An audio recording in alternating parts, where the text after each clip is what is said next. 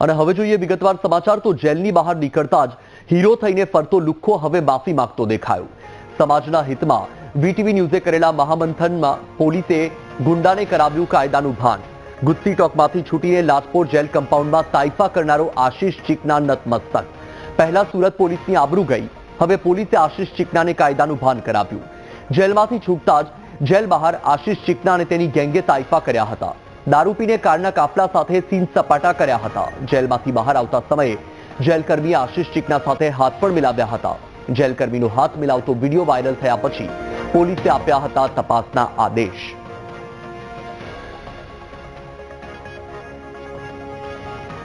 તો આપણે જણાવી દઈએ કે જેલની બહાર નીકળતા જ હીરો થઈને ફરતો લુખ્ખો હવે માફી માંગતો જોવા મળ્યો. સમાજના હિતમાં વીટીવી ન્યૂઝે મહામંથન કર્યું હતું અને જે આ સમગ્ર કિસ્સો છે તેને ઉજાગર કર્યો હતો. આખરે પોલીસે ગુંડાને કાયદાનું ભાન કરાવ્યું છે.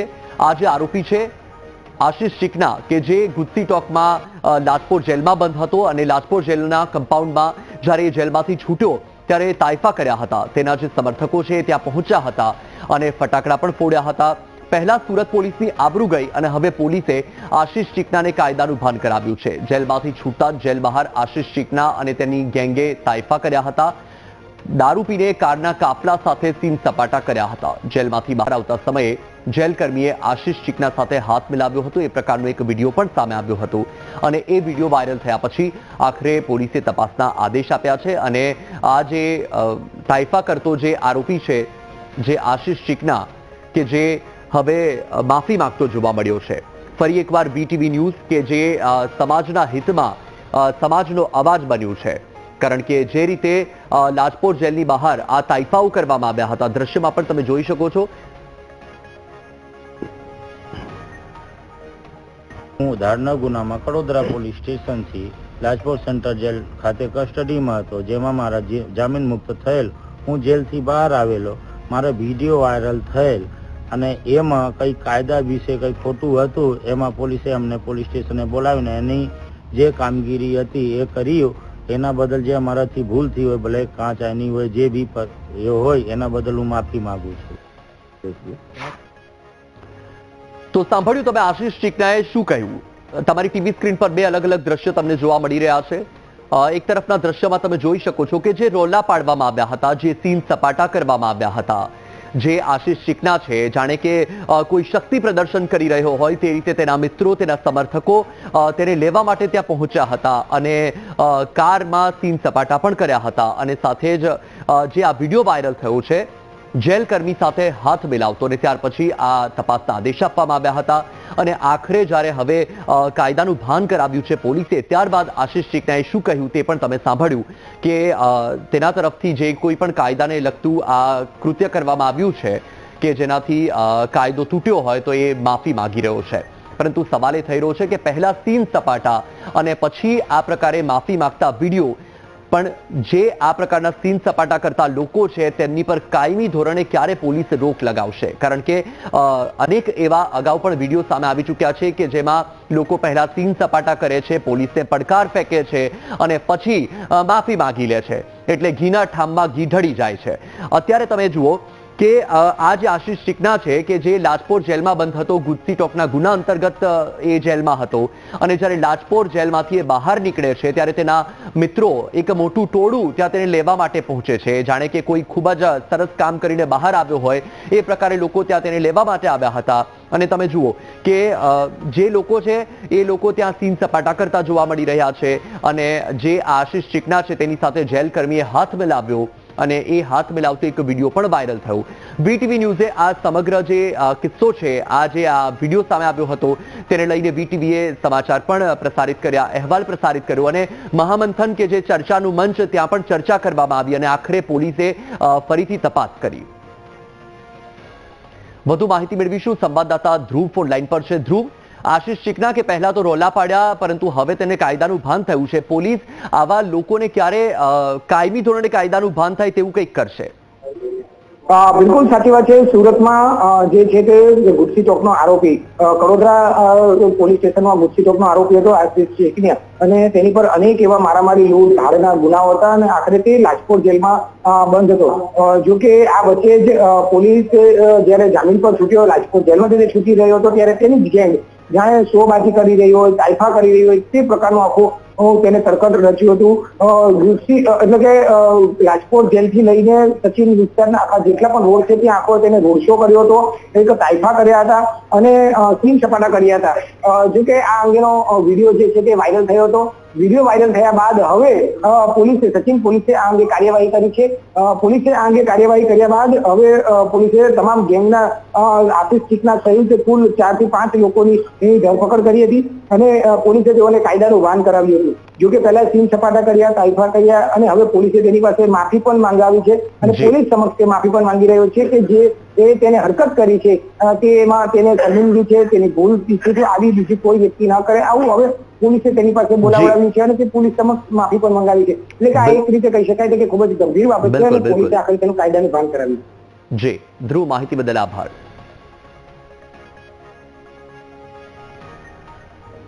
વાત કરીએ સુરેન્દ્રનગરની. સુરેન્દ્રનગરમાં હજુ પણ ખનીજ માફિયાઓ સામે ખાણ ખનીજ વિભાગ લાચાર છે. ગેરકાયદે રેતીના વોશ પ્લાન્ટ ઉભા કરીને માફિયાઓની ખનીજ ચોરી. નદીના પટ અને ગૌચર જમીનોમાંથી ખનીજ માફિયાઓ ખનન કરી રહ્યા છે. વહીવટી તંત્ર ખનીજ માફિયાઓને રોકવામાં અસમર્થ હોય તેવી સ્થિતિ છે. એક જગ્યાએ કાર્યવાહી થાય ત્યાં તો અન્ય જગ્યાએ ખનન શરૂ થઈ જાય છે. ગ્રામજનોએ ખનીજ વિભાગના અધિકારી અને કલેક્ટરને રજૂઆત કરી. તો આપણે જણાવી દઈએ કે સુરેન્દ્રનગરમાં હજુ પણ ખનીજ માફિયાઓ સામે ખાણ ખનીજ વિભાગ લાચાર છે, કારણ કે જે રીતે ખનીજ માફિયાઓ બેફામ બન્યા છે ત્યારે અનેક સવાલ ઉઠી રહ્યા છે કે આ ખનન માફિયાઓને છાવરી કોણ રહ્યું છે. ખનન માફિયાઓ જિલ્લામાં ખનન કરે અને અધિકારીઓ કેમ અજાણ? શું અધિકારીઓને કોઈ બાબતની જાણ નથી હોતી? એક જગ્યાએ કાર્યવાહી કરવામાં આવે છે ત્યાં તો બીજી જગ્યાએ ખનન શરૂ થઈ જાય છે. સુરેન્દ્રનગરમાં ખનીજ માફિયાઓ કેમ આટલા બેફામ બન્યા છે? કેમ જે આ ખાણ ખનીજ વિભાગ છે એ લાચાર છે? શા માટે કોઈ કાર્યવાહી નથી કરવામાં આવતી? એક જગ્યાએ ખનન બંધ થાય અને બીજી જગ્યાએ શરૂ થઈ જાય તો શું આ કાર્યવાહી છે? ગેરકાયદે રેતીના વોશ પ્લાન્ટ ઉભા કરીને માફિયાઓ ખનીજ ચોરી કરી રહ્યા છે. નદીના પટ અને ગૌચર જમીનોમાં ખનીજ માફિયાઓ ગેરકાયદેસર રીતે ખનન કરી રહ્યા છે. ગ્રામજનોએ જે આ સમગ્ર ખનીજ ચોરી થઈ રહી છે તેને લઈને કલેક્ટરને પણ જાણ કરી છે, કલેક્ટરને રજૂઆત કરી છે, ખાણ ખનીજ વિભાગના અધિકારીને રજૂઆત કરી છે. તો શા માટે કોઈ દાખલારૂપ કાર્યવાહી નથી થતી? શા માટે કોઈ આ રીતે જે આ ખનીજ માફિયાઓ છે તેમને અટકાવવામાં નથી આવી રહ્યા? કે શું અધિકારીઓની પણ મિલીભગત છે? એક સવાલ એટલા માટે ઉઠે છે કારણ કે જે રીતે ગ્રામજનો, સ્થાનિક લોકો વારંવાર રજૂઆત કરી રહ્યા છે પરંતુ વહીવટી તંત્ર સ્પષ્ટપણે નિષ્ફળ જોવા મળી રહ્યું છે. આ જે ખાણ ખનીજ વિભાગ છે એ નિષ્ફળ જોવા મળી રહ્યું છે આ ખનીજ માફિયાઓને રોકવામાં, કારણ કે ઠેર ઠેર ખનીજ ચોરી થઈ રહી છે, ખનન કરવામાં આવી રહ્યું છે ગેરકાયદેસર રીતે અને સ્થાનિક લોકો, ગ્રામ લોકોએ અનેક વખત રજૂઆત કરી છતાં પણ કાર્યવાહી નથી થતી. અને જો કાર્યવાહી થાય છે તો એક જગ્યાએ કાર્યવાહી થશે અને ત્યાં ખનન બંધ થશે તો બીજી જગ્યાએ શરૂ થઈ જશે. એટલા માટે સવાલ ઉઠી રહ્યો છે કે શું કોઈ આ જે ખનીજ માફિયાઓ છે તેને છાવરી રહ્યું છે? અધિકારીઓની મિલીભગત છે? ગામમાં ઘણો ટાઈમથી ખનીજ માફિયા ચાલે છે ને ખોડિયારમાંના મંદિર પર ઓંકરા છે એમાંથી બધું ભરે છે માલ, કાચો માલ ભરીને લઈ જાય છે. એ લઈ જઈને ધોવે છે, ધોઈને પછી બધી વેચાણ કરે છે. વેચાણ કરીને પછી બધી આ શેટા ને વાડીઓના શેટા બેટા બધું તોડી નાખે છે અને ધક્કા તોડી નાખે છે. એ બધું છતાં તો મેં 5 અરજીઓ કરી, 6 અરજીઓ કરું તોય કોઈ જવાબ દેતું નથી. તો આમને કોઈ, મને એવું દેખાય કે સરકારનો આમાં થોડોક મિલી વખત લાગે છે થોડોક, કે કોઈ આનો ડર જ નથી કોઈ જાતનો. તો મારી માંગ એવી છે કે આમને જલ્દીથી જલ્દી કાર્યવાહી થાય એવી મારી માંગ છે.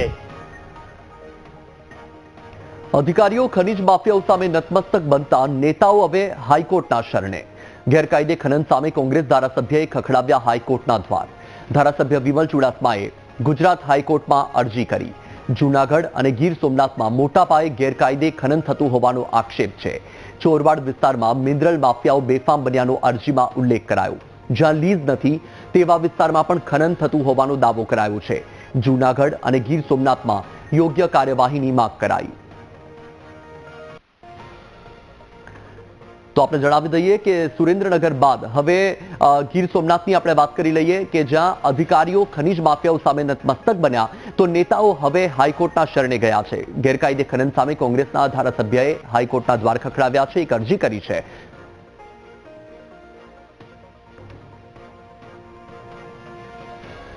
વાત અમદાવાદની. અમદાવાદમાં બિલ્ડર હિંમત રૂડાણીના હત્યા કેસની તપાસ ક્રાઇમ બ્રાન્ચ કરશે. બિલ્ડર હત્યા કેસમાં તપાસ ક્રાઇમ બ્રાન્ચને સોંપવામાં આવી છે.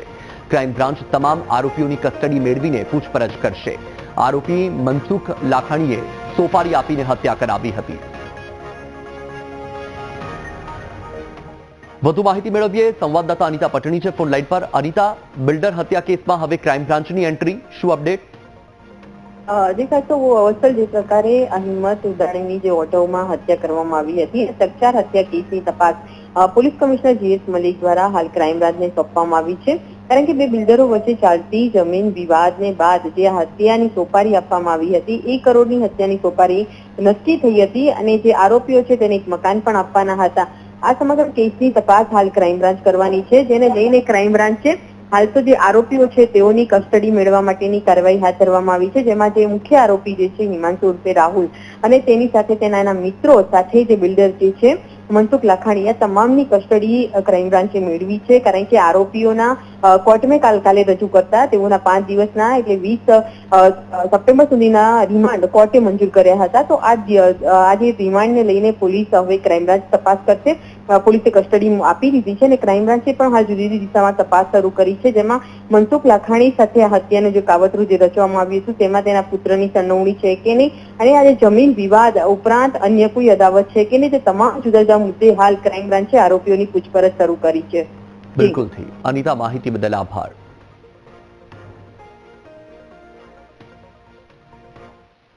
સમાચારમાં આગળ વાત કરીએ તો રાજકોટ અને મોરબીના મોટા ગજાના ઉદ્યોગકારો આઈટી વિભાગની રડારમાં. કોટન, સિરામિક, કન્સ્ટ્રક્શન ક્ષેત્ર સાથે જોડાયેલા ધંધાર્થીઓને ત્યાં આઈટી વિભાગના દરોડા. રાજકોટ, મોરબીમાં 40 સ્થળો પર તપાસનો ધમધમાટ ચાલી રહ્યો છે. જમીનના ધંધાર્થી પરેશ પટેલ, ફેસ ગ્રુપના રાજુભાઈને ત્યાં દરોડા પાડવામાં આવ્યા. લેવિસ સિરામિકના જીતુભાઈ રોજવાડિયા સહિતના ઉદ્યોગકારોને ત્યાં રેડ કરી. રાજકોટના મેટ્રો ગ્રુપ અને મિલેનિયમ ગ્રુપના સંચાલકોને ત્યાં પણ તપાસ હાથ ધરાઈ છે. 250થી વધુ અધિકારીઓની ટીમ દ્વારા આ તપાસ શરૂ કરવામાં આવી છે. ફેક્ટરી, ઘર, ઓફિસ સહિતના સ્થળ પર તપાસ ચાલી રહી છે. તપાસમાં મોટા પ્રમાણમાં બિનહિસાબી વ્યવહાર મળી આવે તે પ્રકારની શક્યતા જોવા મળી રહી છે. મોરબી અને રાજકોટના વિવિધ સિરામિક કારખાનાઓ પર વહેલી સવારથી જ ઇન્કમટેક્સના દરોડા પડ્યા છે. હું આપણે દ્રશ્ય બતાવીશ કે મોરબીના પરેશભાઈ પટેલ હોય, રાજુભાઈ હોય સહિતના અલગ અલગ લેવિસ ગ્રુપ હોય, મેટ્રો ગ્રુપ હોય સહિતના સિરામિક ઉદ્યોગ પર વહેલી સવારથી જ ઇન્કમટેક્સ દ્વારા સર્ચ ઓપરેશન હાથ ધરવામાં આવ્યું છે. આપણે દ્રશ્ય બતાવીશ કે હાલ તો મેટ્રો સિટીનો જે સિરામિકનો ઉદ્યોગ છે ત્યાં હાલ તો ઇન્કમટેક્સ દ્વારા તપાસ ચાલી રહી છે. સાથે સાથે પોલીસની ટીમ પણ અહીંયા જોડાઈ છે અને વિવિધ જગ્યાએ વહેલી સવારથી દરોડા પડતા સિરામિક ઉદ્યોગકારોમાં ફફડાટ વ્યાપી જવા પામ્યો છે. અને હાલ તો વીટીવીની ટીમ અહીંયા આવી પહોંચી છે અને વીટીવી દ્વારા જે તમે જે પાછળ દ્રશ્ય જોઈ રહ્યા છો, મેટ્રો સિટીમાં હાલ તો તપાસ ચાલી રહી છે. તપાસ બાદ જ જે કાળા ચીઠાનો વહીવટ થયો છે તે બધી જ માહિતી સામે આવશે. વિશાલ જયસ્વાલ, વીટીવી ન્યૂઝ, મોરબી. તો આપણે જણાવી દઈએ કે વહેલી સવારથી જ તપાસનો ધમધમાટ ચાલી રહ્યો છે. રાજકોટ અને મોરબીમાં મોટા ગજાના જે ઉદ્યોગકારો છે ત્યાં આઈટી વિભાગની ટીમ ત્રાટકી છે. આઈટી વિભાગની રડારમાં છે મોટા ગજાના ઉદ્યોગકારો. એમાં પણ કોટન, સિરામિક, કન્સ્ટ્રક્શન ક્ષેત્ર સાથે જોડાયેલા જે ધંધાર્થીઓ છે ત્યાં આઈટી વિભાગ દ્વારા દરોડા કરવામાં આવ્યા છે અને આ દરોડા દરમિયાન મોટા પ્રમાણમાં બિનવ્યવહારી જે દસ્તાવેજો છે અને બિનહિસાબી જે વ્યવહારો છે તે મળી આવે તે પ્રકારની પૂરેપૂરી શક્યતા જોવા મળી રહી છે.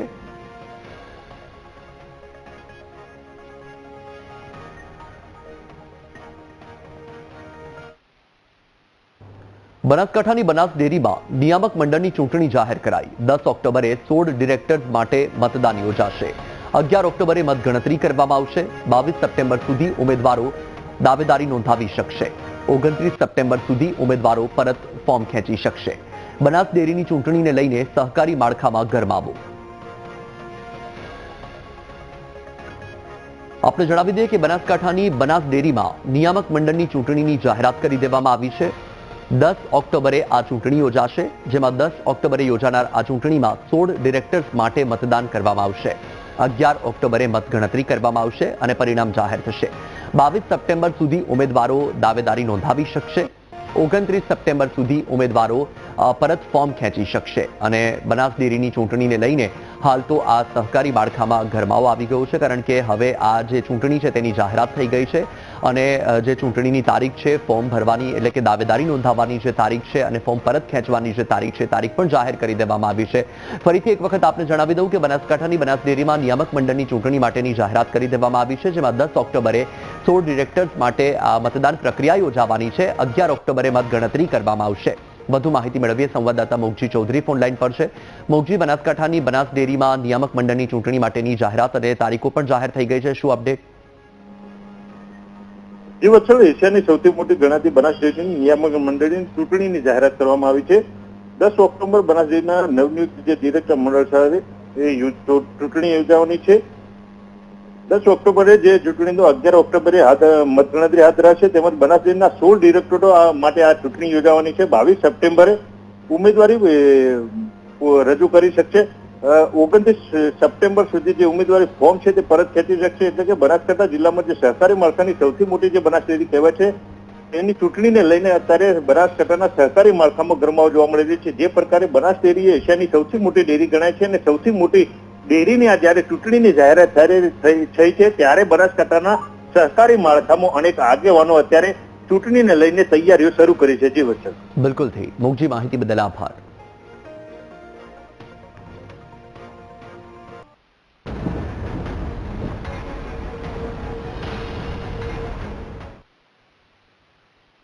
Welcome back. અને હવે વાત કરીએ જળ પ્રલયની, તો ઉત્તરાખંડના દહેરાદૂનમાં વાદળ ફાટ્યા પછી સ્થિતિ વકરી છે.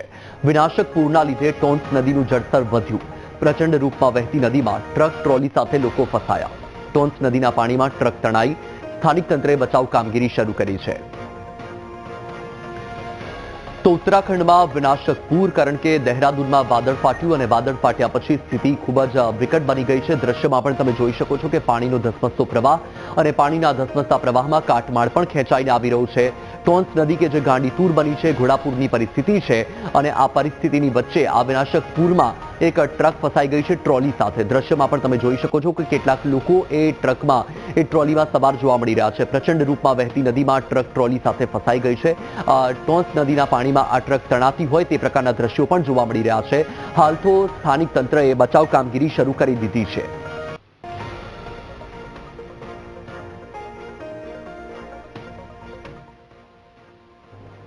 તો ખેડા જિલ્લાના 33 લોકો ઉત્તરાખંડમાં ફસાયા છે. કપડવંજના યાત્રિકો કેદારનાથ બદ્રીનાથમાં અટવાયા. નંદપ્રયાગ રોડ પર ભૂસ્ખલન થતા રસ્તામાં ફસાયા છે. બદ્રીનાથમાં કથામાં ગયા છે કપડવંજના 50થી વધુ લોકો. ગઈકાલે 33 લોકો કેદારનાથમાં દર્શન માટે ગયા હતા. બદ્રીનાથથી પરત ફરતા હતા ત્યારે રસ્તામાં ભૂસ્ખલન થયું. તમામ લોકોને સલામત સ્થળે આશરો અપાયો છે. 3 જેસીબીથી હાઈવે ક્લિયર કરવાની કામગીરી ચાલી રહી છે. એક તરફ ઉત્તરાખંડમાં દહેરાદૂન અને ઋષિકેશમાં વાદળ ફાટવાનો બનાવ બન્યો છે, બીજી તરફ ભૂસ્ખલન પણ યથાવત છે. ત્યારે ખેડા જિલ્લાના 33 લોકો ઉત્તરાખંડમાં ફસાયા હોવાના અહેવાલ છે. કપડવંજના આ યાત્રિકો કે જે કેદારનાથ બદ્રીનાથમાં અટવાયા છે. નંદપ્રયાગ રોડ પર ભૂસ્ખલન થયું હતું અને તેના કારણે આ જે 33 લોકો છે એ ફસાઈ ગયા છે. બદ્રીનાથમાં કથામાં ગયા હતા આ કપડવંજના 50 લોકો. એમાં ગઈકાલે 33 લોકો કેદારનાથમાં દર્શન કરવા માટે ગયા હતા. બદ્રીનાથથી પરત ફરતા રસ્તામાં ભૂસ્ખલન થયું અને આ લોકો અટવાઈ ગયા, પરંતુ હાલ તો તમામ લોકોને સલામત સ્થળે આશરો આપવામાં આવ્યો છે.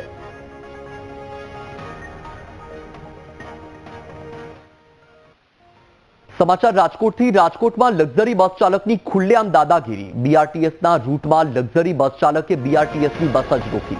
150 ફૂટ રિંગ રોડ પર બસ ચાલક ઉતરી આવ્યો ગુંડાગીરી પર. બીઆરટીએસ બસ રોકીને લક્ઝરી ચાલકે ગુંડાગીરી કરતા ટ્રાફિક જામ સર્જાયો. રોડ પર ટ્રાફિક જામ થતા વાહન ચાલકોને પણ પરેશાની થઈ. ટ્રાફિક પોલીસની કામગીરી સામે સવાલ ઉઠ્યા. લક્ઝરી બસ ચાલકોની દાદાગીરીનો વધુ એક આ પુરાવો છે.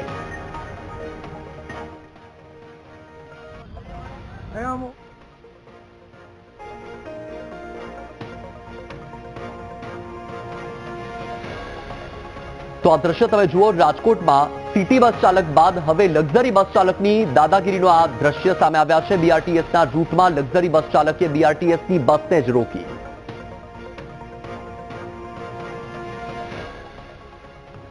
ગીર સોમનાથ જિલ્લામાં યોજાયેલા લોક ડાયરામાં કલાકારો પર માત્ર રૂપિયા જ નહીં પણ હવે તો ડોલરનો પણ વરસાદ થવા લાગ્યો છે.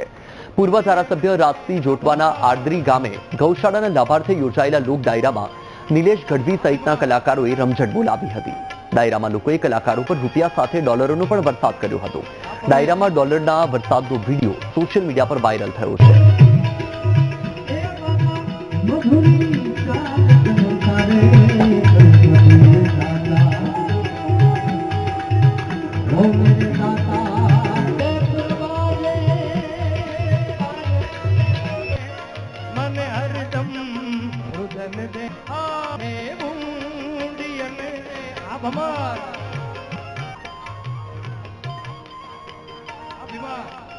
તો આ વિડીયો તમે જુઓ, ગીર સોમનાથ જિલ્લાનો છે કે જ્યાં એક લોક ડાયરાનું આયોજન કરવામાં આવ્યું હતું અને અહીં ડોલરોનો વરસાદ થયો.